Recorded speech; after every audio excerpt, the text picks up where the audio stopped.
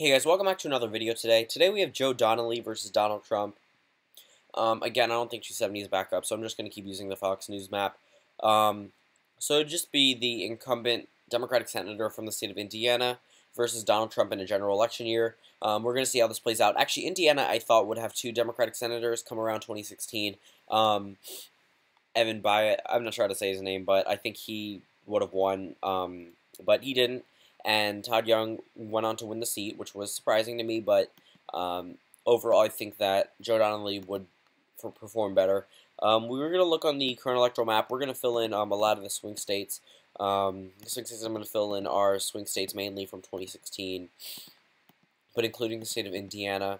Michigan, that one's going a little more. Actually, a lot of these states that I'm filling in toss-ups I'm actually going to revise in just a moment for respective parties. Missouri, I mean, I guess the Blue Dog Appeal could go there. West Virginia, not so much. I'm going to fill in all the safe Trump states, and then we're going to talk about some more of these more obvious toss-ups and why I'm going to call them for either Trump or Donnelly. Doesn't the map look really nice with gray and red? I just thought that looked nice. Well, then we're going to the Northeast, and then we have more blue coming in.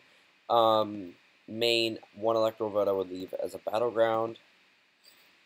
Then going down to Illinois, safe, pretty much the West Coast. I don't know if I felt in Nevada, safe for Trump, safe for Donnelly. So 185 electoral votes are safe for Joe Donnelly to 143 for Trump.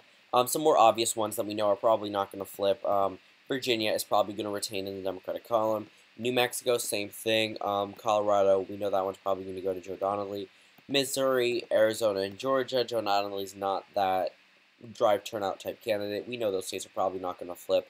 And then we go up to Minnesota. I think that state would go to Joe Donnelly, but this is pretty much the rest of the toss-up map. 136 electoral votes at stake in the toss-up column. So Nevada has 6 electoral votes. Do you know that Hillary Clinton won this state? Joe Donnelly's reach to Nevada might not be better than Hillary Clinton's, but it's around the same. I mean, the National Democratic Party would definitely be pouring funds into Nevada. The polls underestimated Clinton in Nevada. Actually, they showed Trump winning Nevada, and she ended up winning it, which was surprising. But Joe Donnelly, I think, would narrowly edge out in the state of Nevada. Looking on the electoral map, we have 228 electoral votes for Joe Donnelly, meaning he only is 4 away from where Hillary Clinton got in 2016. The biggest question for this one, would he win Indiana? And I think he would win Indiana by a narrow margin. Him being a senator from that state, although Mike Pence is from Indiana, I think the overall turnout and the overall approval rating of the president and both the vice president and the president in the state of Indiana right now looks worse than Donnelly's approval rating in Indiana, which is surprising considering he's a Democrat in a solid Republican state.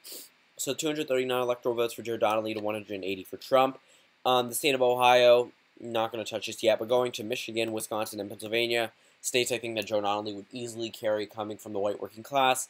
Coming from the Rust Belt in Indiana, definitely could appeal to these people better than Hillary Clinton could, and you only needed someone who could slightly better appeal to actually win these states, considering how narrow of a margin Trump won these states by. Going down to North Carolina, again, he's not Joe Donnelly's not that candidate to really drive turnout across these states, especially North Carolina. Going down to Florida, though, Trump's approval rating is not that high in Florida. I think that I think Donnelly could pick it up, but I'm actually, I'm not sure how I would assess that. Although Trump's approval rating is really low, Joe Donnelly would not necessarily be the best candidate for the state of Florida. I mean, his policies outline a blue dog Democrat, a conservative Democrat, but I don't know how well, if you're not from the South, being a blue dog, I don't know how well that would work with Florida voters. Trump's approval rating is pretty low in Florida. I don't know if I really want to flip it back to his column. I mean, I think Donnelly would narrowly edge out Trump, but the odds of him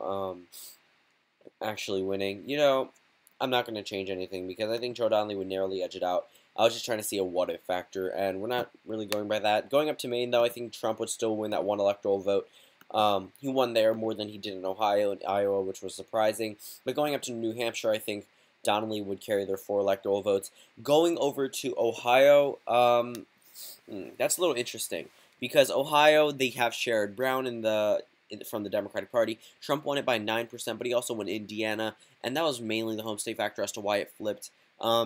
Again, I don't think he's the one to drive out African-American turnout.